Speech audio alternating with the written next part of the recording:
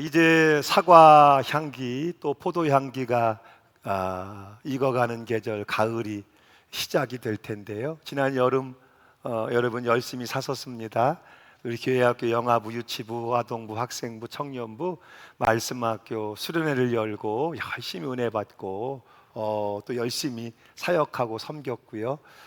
그리고 이제 어른들은 여름을 지나면서 말씀에 빠지다. 그래서 우리가 마태복음을 주제로 해서 어른들은 새벽에 말씀을 묵상하고 또 사모하는 분들은 마태복음 말씀 성경을 쓰고 필사하면서 말씀이 중심에 있는 여름을 사섰어요.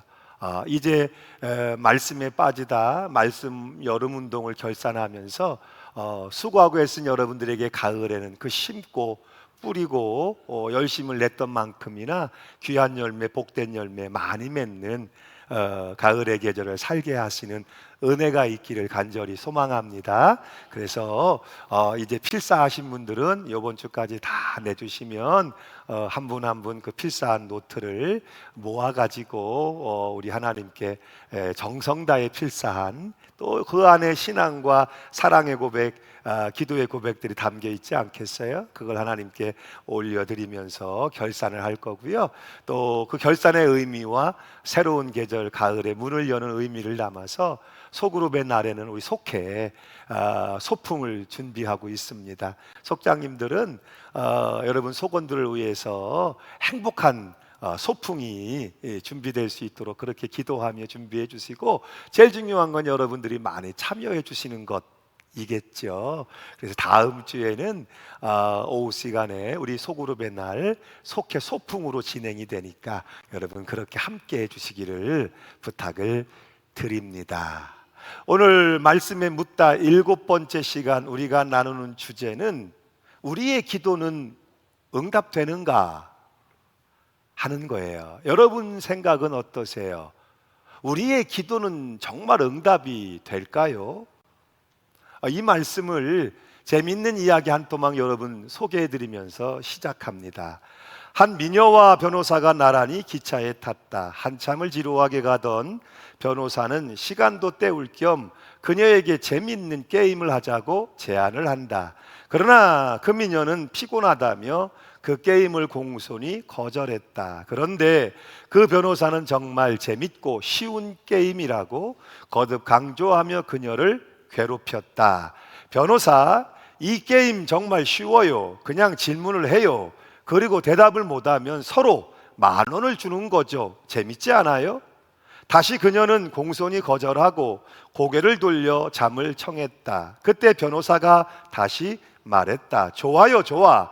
그렇다면 당신이 대답을 못하면 10,000원을 나에게 주고 내가 대답을 못하면 50만 원 주죠. 게임에 응하지 않으면 끈질긴 이 남자에게서 벗어날 길이 없을지도 모른다고 생각하던 미녀는 50만 원이라는 말에 찬성하고 말았다. 달에서 지구까지 거리가 얼마죠?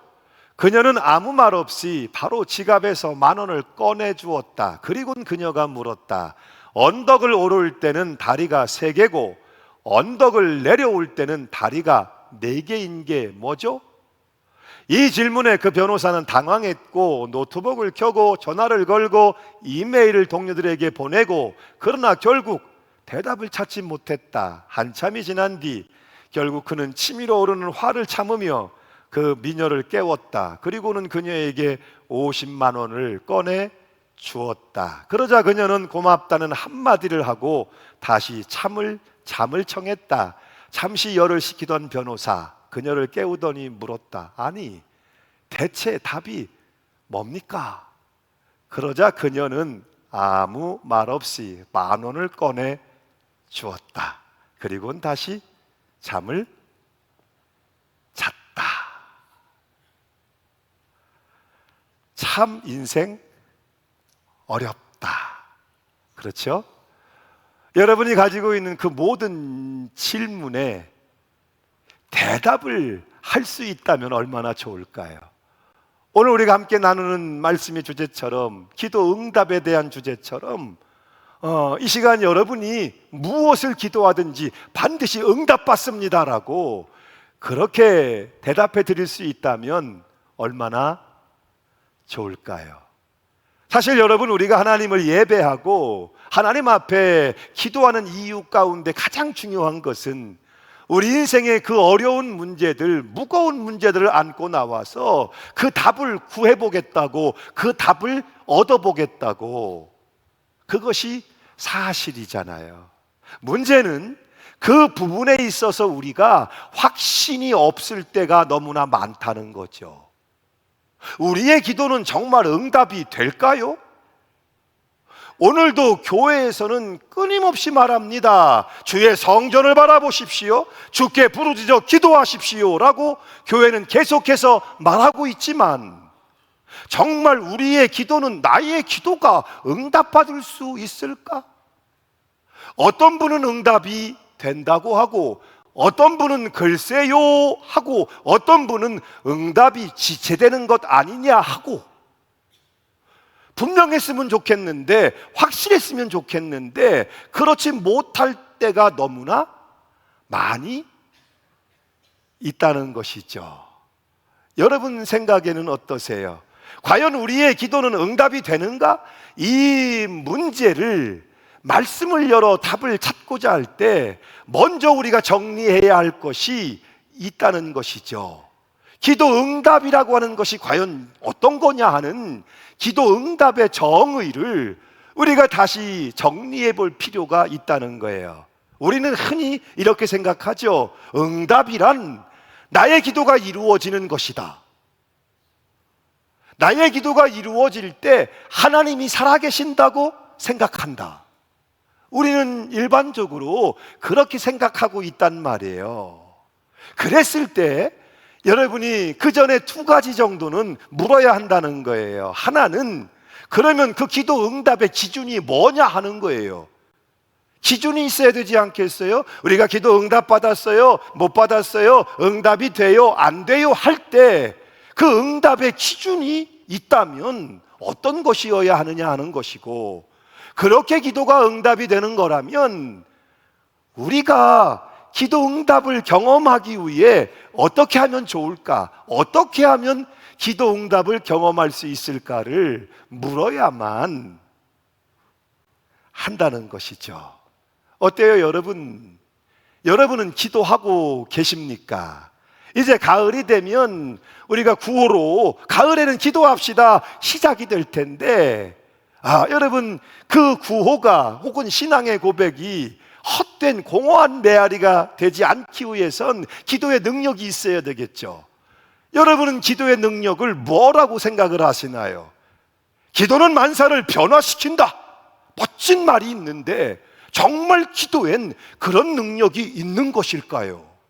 예수님조차도 기도 외에는 이런 능력이 나올 수 없다고 말씀하고 계시는데, 정말 우리가 기도하면 이런 능력이 나가고 능력의 역사들이 나타나고 그럴 수 있는 것일까요?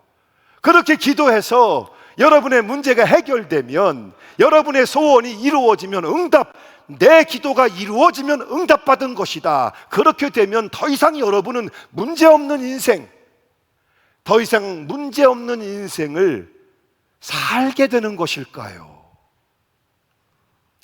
잘 알게 된 장로님이 한 분 계세요. 그런데 이 장로님은 늘 큰 걱정이 있으세요. 다른 건 다 남부러울 게 없는 분인데 이 한 가지 문제, 나이 많은 딸이 있는데 이 딸이 도통 시집갈 생각을 하지를 않아요.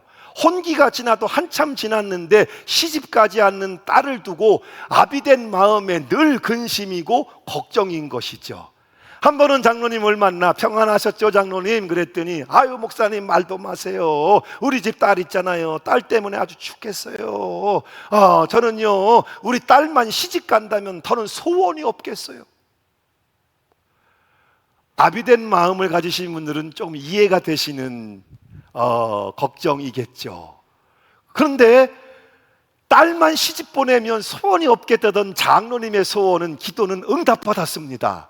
얼마 지나지 않아서 딸을 시집 보낸다 하고 청첩이 돌고 은혜 가운데 결혼식이 잘 치루어졌습니다. 그리고 얼마간 시간이 지나서 장로님을 만났을 때 장로님 어떠세요? 좋으시지요? 그리고 말씀을 드렸더니 아유 목사님 말도 마세요, 말도 마세요. 아유 우리 딸 시집간 딸 있잖아요. 아 우리 딸 시집간 딸 근데 나이가 많아가지고 시집을 가서 아기 가졌다는 소식이 들려와야 되는데 애 낳아야 되는데 애를 못 낳을 것 같아서 아주 죽겠어요. 아유 우리 시집간 딸이 애만 좀 쑥 하고 날 수 있다면 소원이 없겠어요. 그래 제가 농담으로 그랬죠. 아이 장로님, 지난번에는 시집만 가면 소원이 없겠다면서요. 소원이 늦으셨네. 그랬더니 내가 그랬나요? 그러시는 거예요. 어때요 여러분? 나이 많은 딸 시집만 가면 소원이 없겠다. 시집 가니까 애만 좀 잘 낳았으면 소원이 없겠다. 애 낳고 나면 그 다음은 어떤 소원이 생기시겠습니까? 그렇죠. 그래서 어떤 분들은 우리 인생을 두고 꼭 양파 같다고 표현을 하잖아요. 우리의 인생사가 양파의 모양을 닮았다. 한 커플 문제를 벗겨내면 또 다른 커플의 문제가 드러나고 또 다른 커플을 벗겨내고 또 다른 커플을 벗겨내고 그것처럼 우리의 인생에 문제가 여러분 문제 없는 인생을 원하시나요? 공동묘지 가면 말도 없고 죽은 자는 말이 없어요. 문제가 없어요. 공동묘지는 아무 문제가 없어요. 우리가 산다는 것 자체가 문제의 연속일 수밖에 없고 보면 우리가 기도 응답을 받는다는 것이 그 문제가 해결되는 것, 그 소원이 이루어지는 것도 중요한 요소이지만 전체 통째로 놓고 보면 결국 기도 응답을 받는다는 것은 문제의 연속인 인생 가운데서 우리가 믿음의 태도, 믿음의 관점, 어떻게 문제를 대하고 어떻게 문제를 대처하고 어떻게 문제를 풀어갈 거냐 하는 것을 배우는 과정, 배우는 시간, 배우는 경험, 그것이 기도 응답이라는 말 속에 담겨져 있는 것은 아니겠습니까? 그래서 오늘 위대한 기도의 사도였던 사도 바울은 우리에게 이 유명한 선언을 말씀으로 들려주고 있는 것이죠. 로마서 8장의 28절이죠. 함께 읽습니다. 시작. 그대로 부르심을 입은 자들에게는 모든 것이 협력하여 선을 이루느니라.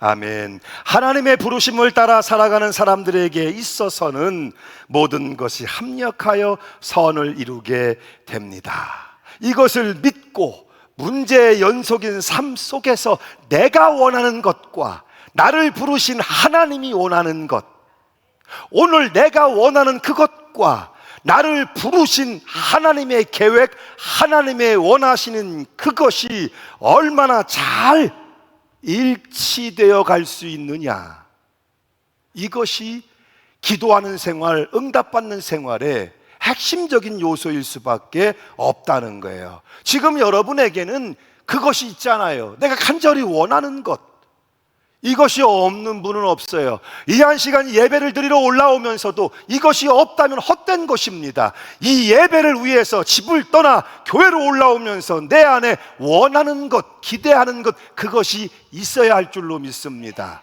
여러분이 원하는 그것과 여러분을 부르신 하나님의 목적, 내가 원하는 그 무엇과 나를 부르셔서 이루어가길 원하시는 하나님의 그 무엇이 얼마나 같은 방향, 같은 내용으로 일치되어 갈 수 있느냐 하는데 믿음의 기도의 요체가 있다는 것이죠. 그래서 신앙인들은 나 혼자 신앙생활하는 게 아니에요.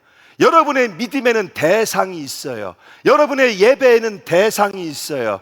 여러분이 불러내는 찬양에도 대상이 있어요. 우리의 기도에 당연히 들은 분이 있으니까 기도하는 거지, 정신 나간 사람이라 혼자 중얼중얼하는 것이 기도가 아니잖아요. 적어도 깊은 기도에 들어갈 때 내 기도를 들으시는 분이 있음을 믿기 때문에 우리가 기도할 수 있는 것이죠. 그래서 우리 믿음의 대상, 우리 신앙의 대상 하나님이 계시기 때문에 나와 하나님, 하나님과 나, 뭐가 중요하다는 거예요? 커뮤니케이션, 소통이 돼야 된다는 거죠. 커뮤니케이션, 서로 연결이 돼야 된다는 것이죠. 응답이라는 말 자체가 give an answer라는 말이잖아요. 문제에 대하여 대답을 준다는 뜻이잖아요. 그러면 대답을 구하는 사람이 있고 대답을 주는 사람이 있단 말이에요. 필요를 구하는 이가 있고 그 필요를 채워주는 이가 있단 말이에요. 오늘 저와 여러분은 대답을 구하는 자죠. 필요를 구하는 자죠. 기도하는 자죠. 그렇다면 대답하시는 분, 필요를 채워주시는 분, 그 기도에 응답해 주시는 분, 하나님이 계심을 기억할 필요가 있다는 것이죠. 서로 간에, 대상 간에 커뮤니케이션이 잘 이루어져야. 할렐루야. 그렇죠? 여러분, 우리가 예배 생활하면서 뭘 잘해야 응답을 받고 은혜를 받죠? 아멘을 잘해야. 아멘. 네, 오늘도 말씀을 전합니다마는 여러분, 말씀 전하는 사람은요, 뭐가 안 되면, 반응이 없으면 아주 힘들어요. 그러니까 여러분, 목사님 책임이 아니라니까. 오늘 왜 그렇게 예배가 길어요? 아이, 목사님 나이 들어가면서 점점 설교가 길어지는 것 같아요. 아니요, 천만에요. 여러분이 반응이 없으면 길어지는 거요. 그래, 이렇게 아멘을 하시면 안 길어진다니까. 할렐루야. 한번 여러분, 우리가 아멘하면 은혜 받고 응답 받는데, 이 시간 우리가 한 번에 한 목소리로 한번 크게 아멘 해보십시다. 시작. 아멘.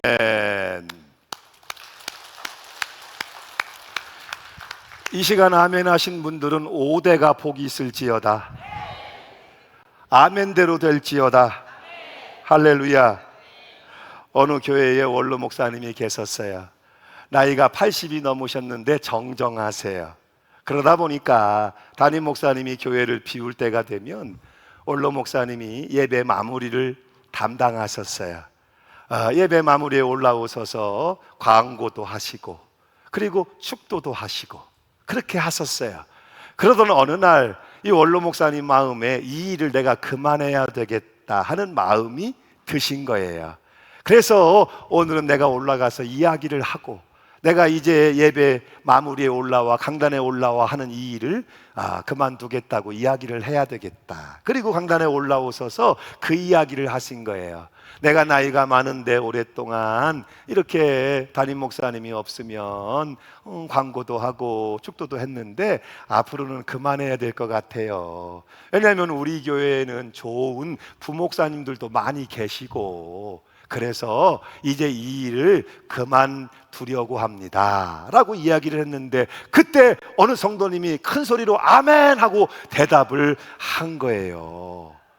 목사님 얼굴이 빨개질 수밖에 없었어요. 성도님은 어느 대목에서 아멘을 한 거냐면, 우리 교회에는 좋은 부목사님들도 많이 계시고 이 부분에서 아멘 했던 건데, 뭐가 안 맞은 거예요? 타이밍이 안 맞은 거예요. 내가 이제 이 일을 그만두겠다 하는 데서 아멘을 해버린 거예요. 얼굴이 빨개진 목사님, 그래 알았다, 내가 이제는 그만하마. 그리고는 서운한 마음으로 강단을 내려오셨다는 거예요. 여러분, 뭐가 문제예요? 타이밍.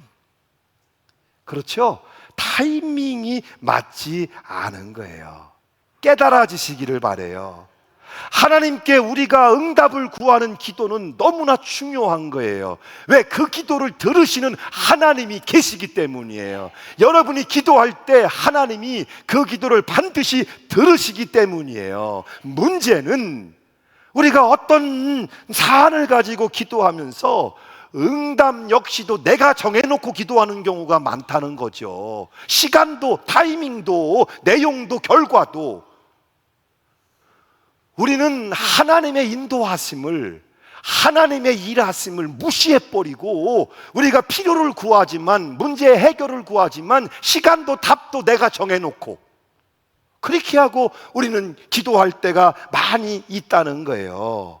우리의 심각한 문제를 두고 하나님 앞에 나갈 때 어때요? 이 시간 여러분의 이 예배는 이기심과 조바심의 예배가 아니고 기대감으로 충만한 예배가 되기를 바랍니다. 야, 오늘 하나님이 나를 어떻게 만나 주실까? 나는 오늘 심각한 문제를 가지고 나오는데 앉으면서 하나님이 내 이 심각한 문제에 어떻게 손을 대실까? 기가 막히게 다윗을 인도하셨던 하나님, 기가 막히게 다니엘의 삶에 개입하셨던 하나님, 야, 하나님께서 오늘 내 인생에 내 이 심각한 문제를 어떻게 해결해 주실까? 어떤 방향으로, 어떤 내용으로 하나님께서 문을 열고 인도하실까? 이 기대감이 있어야 되는데, 이 기대감이 있으면 기도하게 되고, 이 기대감이 있으면 인내하게 되고, 이 기대감이 있으면 응답의 열매를 손에 쥐게 될 것인데, 많은 경우 우리는 내가 답을 정해놓고 하나님의 인도하심이나 타이밍은 완전히 무시해버리고, 그렇지요, 내가 정해놓은 그 답대로만 이루어달라고, 그러니까 이기심과 끝내 조바심으로 견디지 못하는 예배자가 되기도 하고 기도자가 되기도 한다는 것이죠. 그러므로 이 시간 여러분, 기도의 문제를 두고 분명하게 하시기를 바라요. 응답에 대한 명확한 기준을 여러분 안에 세우시기를 바라요. 응답이란 하나님과의 교통의 문제구나. 응답은 하나님이 주시는 것이고 내가 받는 것이구나. 우리가 응답을 구하는 기도를 하지만 기도에 대한 응답은 하나님의 영역이구나. 내가 기도하기 시작할 때 부르심을 받은 자들을 위한 하나님의 일하심이 시작되고, 내가 지금은 깨닫지 못해도 절묘한 타이밍에 하나님이 일하시는구나. 그래서 우리는 우리의 기도가 응답되나요? 라는 물음에 이렇게 대답할 수 있는 거구나. 예, 당신의 기도는 분명히 응답됩니다. 이렇게 기도할 수 있는 거구나. 물론 그 응답을 주시는 분은 하나님이시죠. 내 생각대로 안 될지도 몰라요. 응답이 시간적으로 아직 아니어서 지연될 수도 있을 거고, 내 계획과 다른 방향의 계획으로 응답이 이루어질지도 모르지요. 그러나 하나님의 선하심을 인정하고 신뢰하기 때문에 우리는 기다림이라는 인생의 필수 과정을 믿음의 인내로 채워가는 과정으로 살 수 있고, 여기에 우리 기도가 응답받는 믿음의 핵심적인 내용이 있다 하는 것이죠. 이사야 선지자는 55장의 8절로 9절에 우리에게 이렇게 말씀해 주고 있어요. 함께 읽습니다. 시작. 이는 내 생각이 너희의 생각과 다르며 내 길은 너희의 길과 다름이니라. 여호와의 말씀이니라. 이는 하늘이 땅보다 높음 같이 내 길은 너희의 길보다 높으며 내 생각은 너희의 생각보다 높음이니라. 아멘이십니까? 너희는 범사의 여호와를 인정하라. 여기서 시작되는 거예요. 이 예배도 여기서 시작되는 거예요. 기도도 여기서 시작되는 거예요. 범사의 여호와를 인정하라. 그분의 생각이 나의 생각보다 높고, 그분의 생각이 내 생각보다 깊고, 그분의 생각이 근시안적인 내 생각보다 멀고, 그분의 생각이 불완전한, 스스로도 책임지지 못하는 내 생각보다 계획보다 완전하심을, 그리고 그분이 나를 향하여 사랑하심을, 나를 향하여 선하심을 인정하게 될 때 우리는 기도할 수 있고, 응답을 기대할 수 있고, 기다릴 수 있고, 믿음의 인내는 반드시 소망의 열매를 거두게 되는 줄로 믿습니다. 누가 기도합니까? 하나님의 선하심과 인도하심을 믿는 사람들, 신뢰하는 사람들, 그들이 기도하는 것이고 그들이 하나님의 응답을 경험하게 되는 거예요. 물론 그들에게도 어려움은 있지요. 그들에게도 위기는 있지요. 그들에게도 인간적으로 불가능해 보이는 상황들이 있을 수 있겠죠. 그럼에도 불구하고 중단하지 않고 포기하지 않고 끝내 믿음으로 승리할 수 있는 이유, 기도할 수 있는 이유가 여기에 있는 거예요. 너는 범사의 여호와를 인정하라. 할렐루야. 갈라디아서 6장의 9절 말씀을 읽으며 오늘 말씀을 맺으려고 합니다. 함께 읽습니다. 시작. 우리가 선을 행하되 낙심하지 말지니 피곤하지 아니하면 때가 이름에 거두리라. 아멘. 사랑하는 여러분, 믿음은 결국 하나님을 인정하고 신뢰하는 거예요. 그런 면에서 보면 우리가 기도한다는 행위는 우리 안에 있는 믿음의 최고 행위일 수밖에 없어요. 하나님을 믿고 그러기에 찾고 기대하고 부르짖고 응답하심을 경험하는 이 전 과정은 하나님을 인정하고 신뢰하는 믿음의 과정인 것이죠. 오늘 여러분에게 어떤 믿음이 있다면 그 믿음을 좀 쓰시기를 바라요. 그 믿음을 사용하시고 그 믿음을 드러내시기를 바라요. 오늘 우리에게는 최고의 믿음의 행위를 담아낼 수 있는 기도의 골방이 필요하지 않을까요? 저 다윗이 아둘람 동굴 가장 어두운 때를 지날 때 그랬던 것처럼, 야복강가에서 하나님 옷자락을 붙들고 씨름하던 야곱이 그랬던 것처럼, 오늘 저와 여러분이 영웅적으로 우리의 영혼이 하나님을 직격하여 내 심각한 그 인생의 문제를 가지고 만날 수 있는 기도의 골방이 여러분에게 준비되기를 바라고, 기도의 줄을 여러분이 다시 붙잡게 되기를 바라고, 환난의 때를 지나며 능히 우리를 건져내시며 구원하시는 하나님께 부르짖어 기도하는 여러분이 되시기를 바라요. 왜? 그분은 우리를 사랑하시는데 그 사랑은 언약이기 때문이에요. 내가 너를 사랑하며 여전히 사랑하며 끝까지 사랑하신다고 하는 사랑의 언약을 받은 우리들은 자녀들이기 때문에 무엇이든지 원하는 대로 구할 수 있고 구하는 대로 받을 수 있는 언약의 백성들이기 때문이에요. 신앙의 문제들을 가지고 여러분과 함께 말씀의 책을 열면서 전에 섬겼던 교회 얘기를 자꾸 언급하게 되는 것 같아요. 왜냐하면 최고의 믿음인 기도는 논리가 아니고 신앙의 실제, 경험의 실제이기 때문이에요. 시골의 작은 교회, 어려운 교회에 부임을 했을 때 그곳에서 가장 아름답게 신앙생활하는 한 자매를 만날 수 있었어요. 그 자매는 당시에 이화여자대학교 대학원을 다니고 있었는데 교회 학교 전체를 맡아서 전체를 통괄하고 있었던 복음교사로 섬기고 있었어요. 얼마나 순전하고 예쁘게 신앙생활을 하는지. 그런데 그때쯤이 그 자매에게는 인생의 가장 어려운 때, 가장 어두운 때를 지나고 있지 않았나 싶었어요.